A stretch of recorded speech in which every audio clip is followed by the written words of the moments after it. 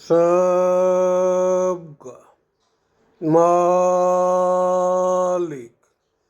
एक बाबा साईं मालिक साईं बाबा द्वारका माई शरण मनन दरबार दर पर सभी अतिथि गणों का स्वागत है। आज का शब्द है, विचार है, बाबा साईं मालिक शिरडी में रहे द्वारका माई में। तो द्वारका माई में बाबा साईं मालिक जब रहे तो शरण में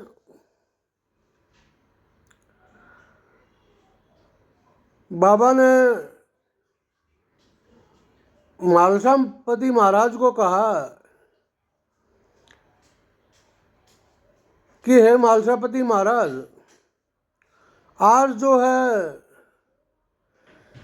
शिरडी वासियों को, सभी बच्चों को एकत्रित कीजिए और जो है पूर्णिमा का दिन भी है और जो है मंगलवार भी है। आज बच्चों को कुछ शब्द बताना चाहेंगे।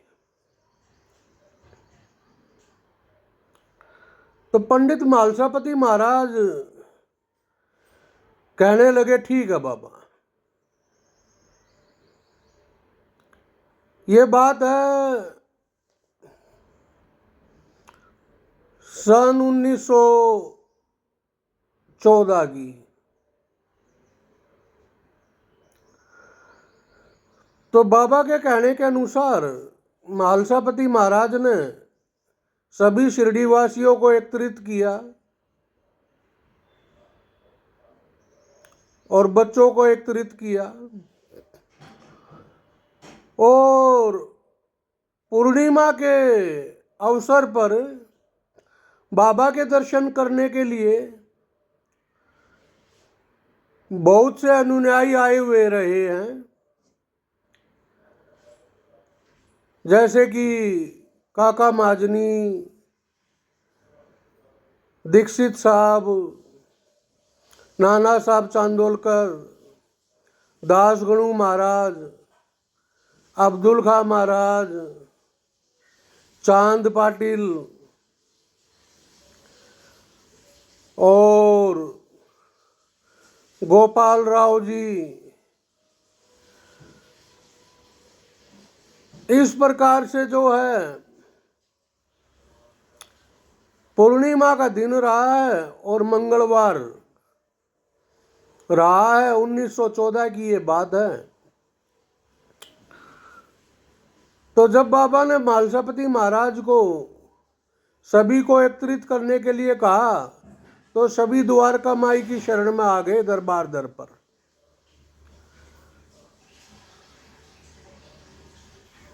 तो जब सभी बैठ गए, ये शब्द रहा है सवेरे हल्की दोपहर प्रहर के मनन में 10:11:16 के नमन से।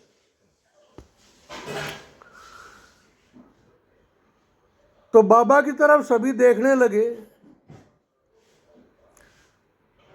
तो मालसापति महाराज कहने लगे कि बाबा, आज पूर्णिमा का दिन भी है और मंगलवार भी है और आपने कहा कि सभी को एकत्रित करो, तो मुझे कुछ अनुभव हो रहा है।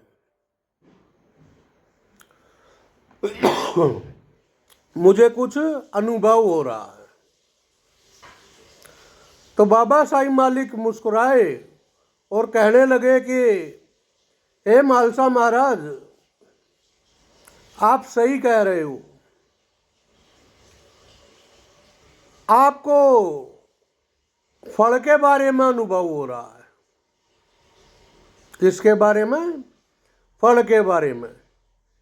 क्योंकि उसी पल में एक ऐसा शब्द था जो द्वारका माई की शरण में दरबार दर पर सभी अतिथिगण, अनुयायी और बच्चे, शिरडीवासी सब बैठे रहे हैं। तो द्वारका माई की शरण में दरबार दर से ओड़े हाथ की तरफ जो है ना,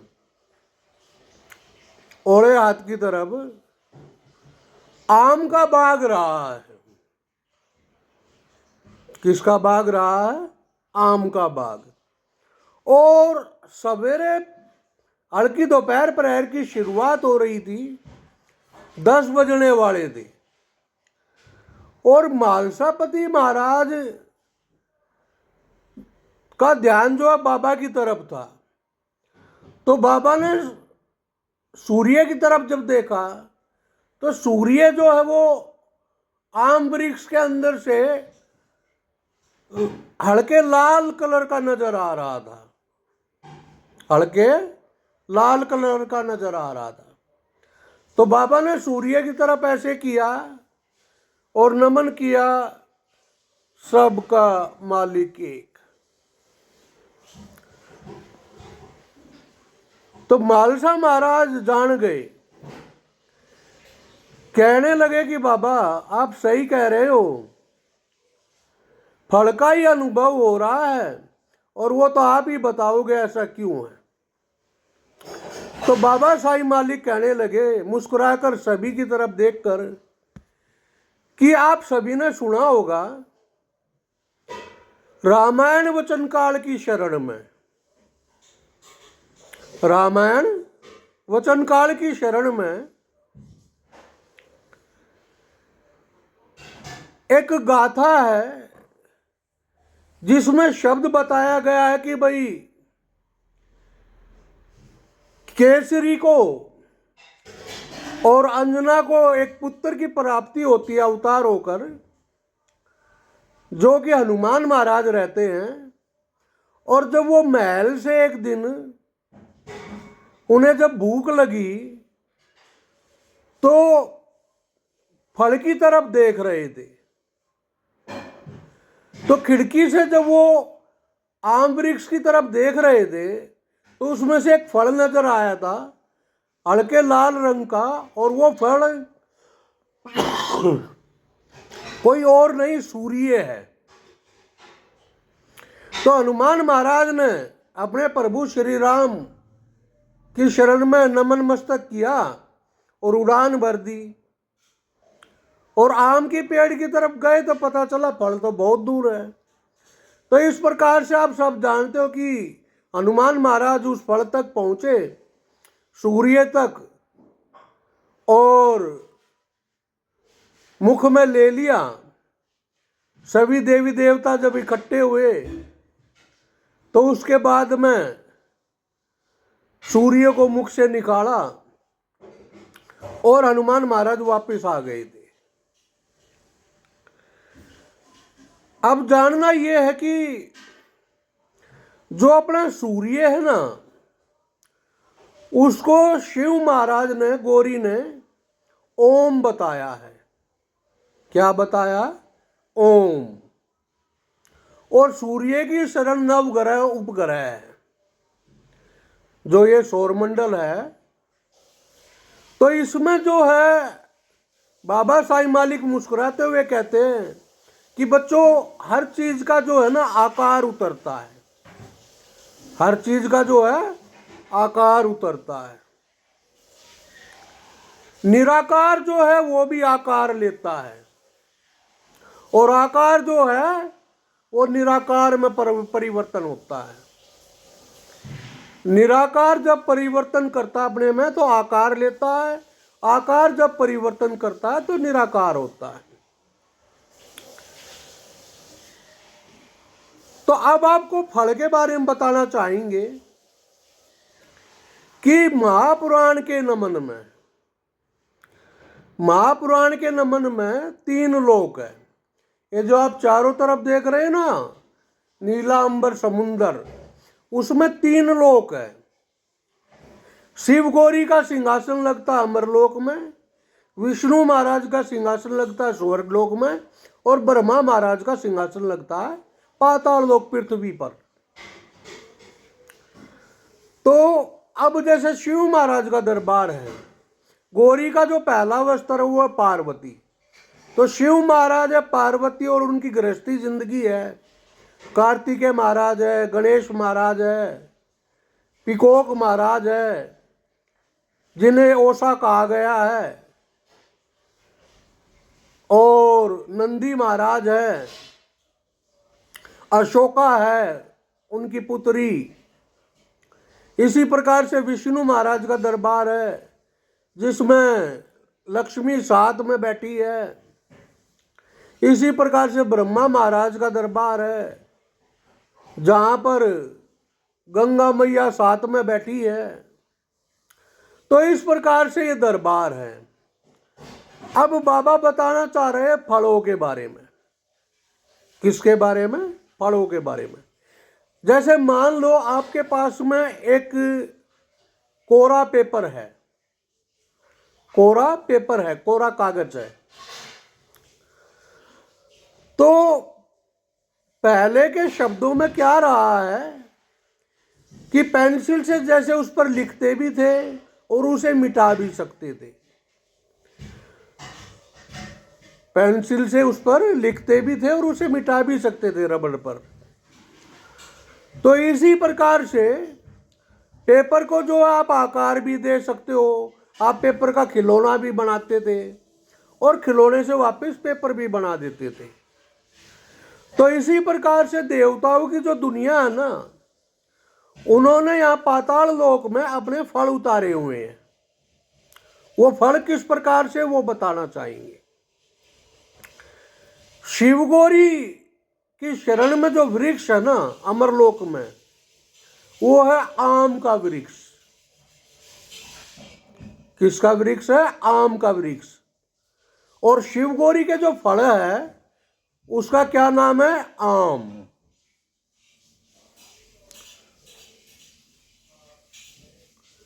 उसी प्रकार से विष्णु महाराज और लक्ष्मी स्वर्गलोक पे जो सिंहासन है, उनकी शरण में जो वृक्ष है वो है सेब का वृक्ष, एप्पल का।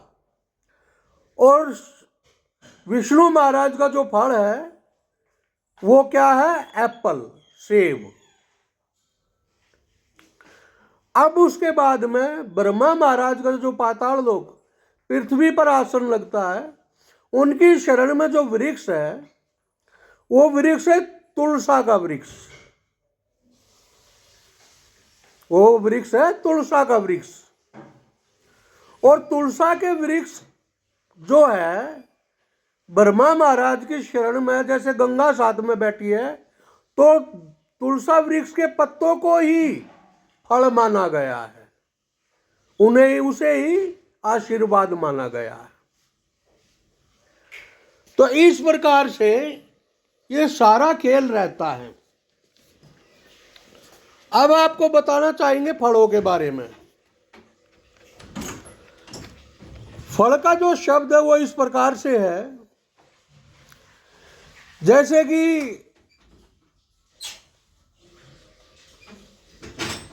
पृथ्वी है और पृथ्वी की जो आत्मा है उसका नाम है चांद। हम जहां पर आए हुए हैं ना, पृथ्वी है। पृथ्वी की जो आत्मा है उसका नाम है चांद। तो बाबा साईं मालिक ने क्या बताया कि भाई द्वारका माई शरण मनन दरबार दर पर कि आज पूर्णिमा भी है और मंगलवार भी है। तो मालसा महाराज को बताया कि जिस प्रकार से हनुमान महाराज ने सूर्य को फल समझा है, उसी प्रकार से आकार जब यहाँ पर उतरते हैं तो पूर्णिमा जो चांद है उससे पृथ्वी पर जन्मा है आम। उससे पृथ्वी पर क्या जन्मा है? आम। और अमावस रात्रि वाला जो चांद है, अमावस रात्रि का जो चांद है ना, उससे यहां पृथ्वी पर जन्मा है सेब, एप्पल। और जो अर्ध चांद है ना, जैसे शुरुआत होती है चांद निकलने की, जब पहली बार चांद देखा जाता है, तो उससे यहाँ पर फल का जो जन्म हुआ है वो है केला, जिसे आप बनाना कहते हो, केला। और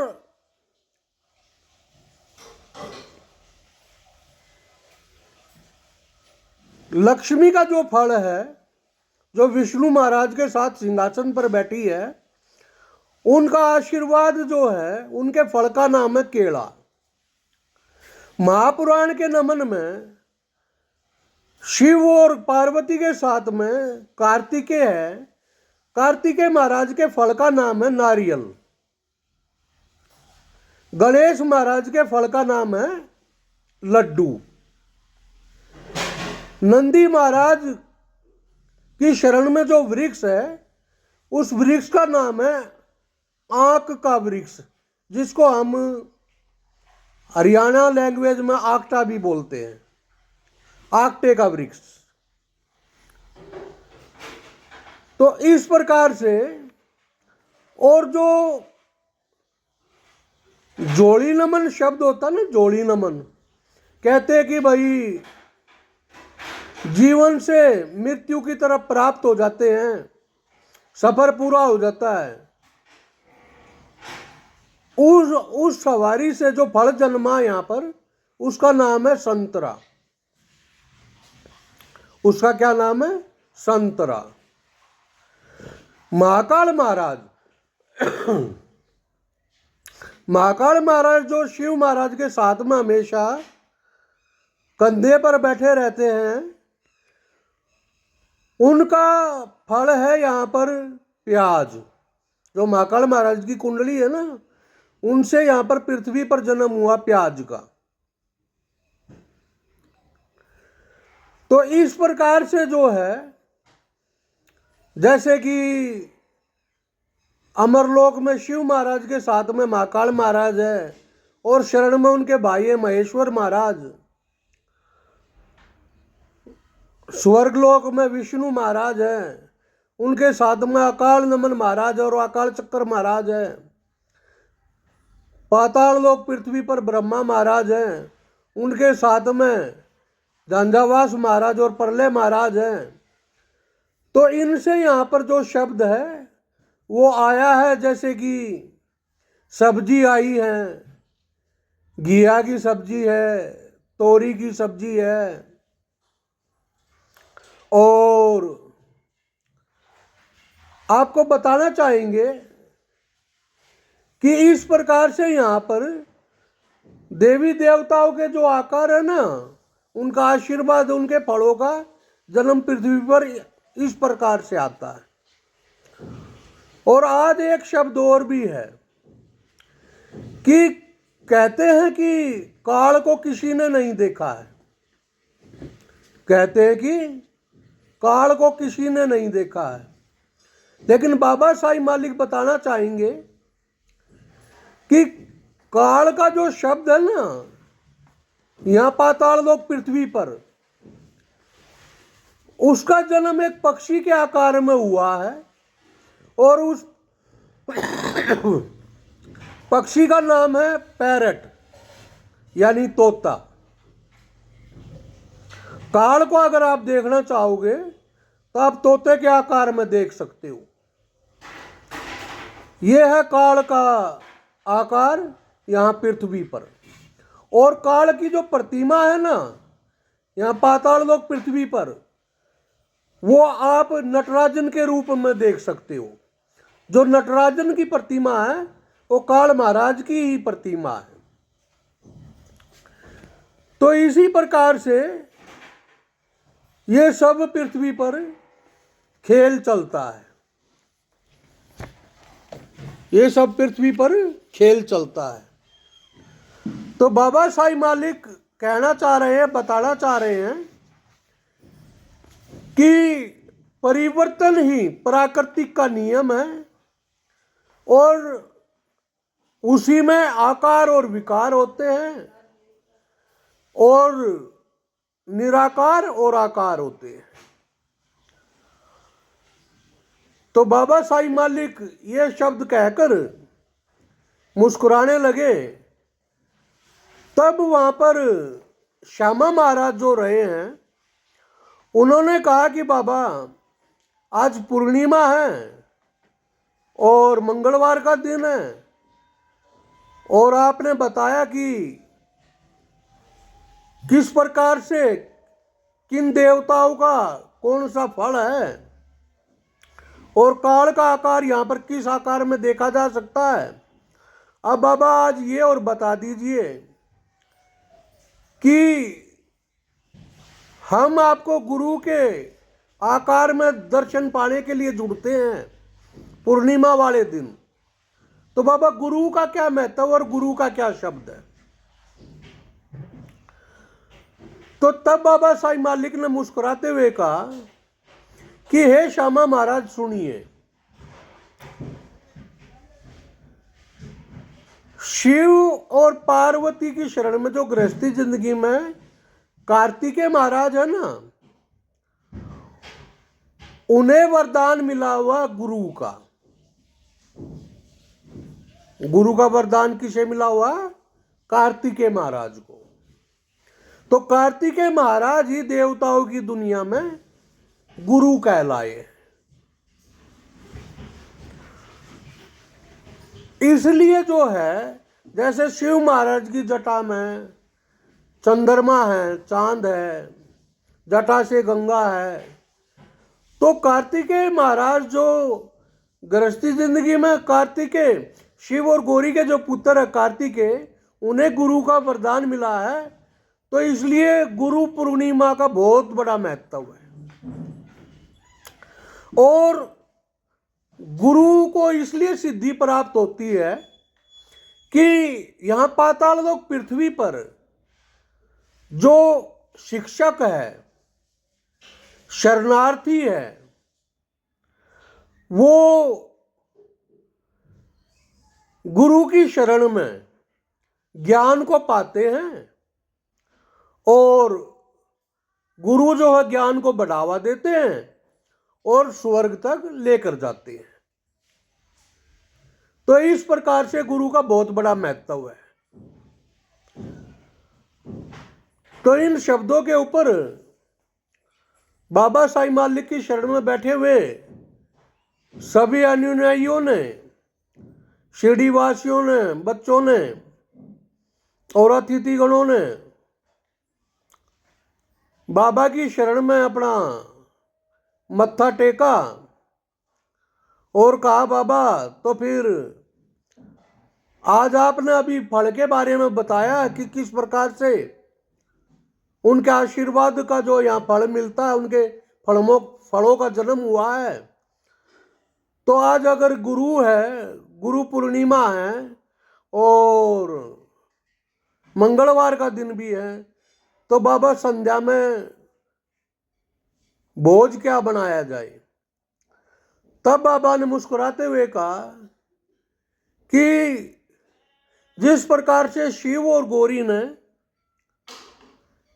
चांद से यहां पृथ्वी पर गेहूं को बनाया है, किसको बनाया? गेहूं को। उसी प्रकार से गेहूं के अंदर जो एनर्जी होती है ना, उससे कार्तिकेय महाराज ने, गुरु महाराज ने किसको बनाया है? चावल को, जिसे आप दान कहते हो, चावल। तो आज गुरु पूर्णिमा है, मंगलवार का दिन है, संध्या उपज में खीर बनाएंगे। आज द्वारका माई की शरण में क्या बनेगी? खीर बनेगी और वही गुरु का प्रसाद होगा सभी के लिए। तो ये शब्द सुनते हुए सभी ने बाबा की शरण में जयकारे लगाए और सभी खुश हो गए। तब श्यामा महाराज ने कहा कि बाबा एक शब्द और है, क्या गुरु के लिए कोई मंत्र भी है? गुरु सिद्धि पाने के लिए कोई मंत्र भी है? तो बाबा साईं मालिक मुस्कुराए और कहने लगे कि हे श्यामा महाराज, और आप सभी भी सुनिए, मंत्रों के द्वारा कभी भी गुरु को नहीं पाया जा सकता है। मंत्रों के द्वारा कभी भी गुरु को नहीं पाया जा सकता है। आपको मझधार जल स्मरण करना पड़ेगा गुरु को पाने के लिए। और ये मझधार जल स्मरण वाली व्याख्या फिर कभी बताएंगे। तो इस प्रकार से बाबा साईं मालिक ने पूर्णिमा वाले दिन, मंगलवार वाले दिन, पूर्णिमा वाले दिन, मंगलवार वाले दिन अपने सभी अनुयायियों को, अतिथि गणों को, शिरडी वासियों को, बच्चों को आशीर्वाद दिया और कहा सबका मालिक एक, सबके मालिक साईं बाबा।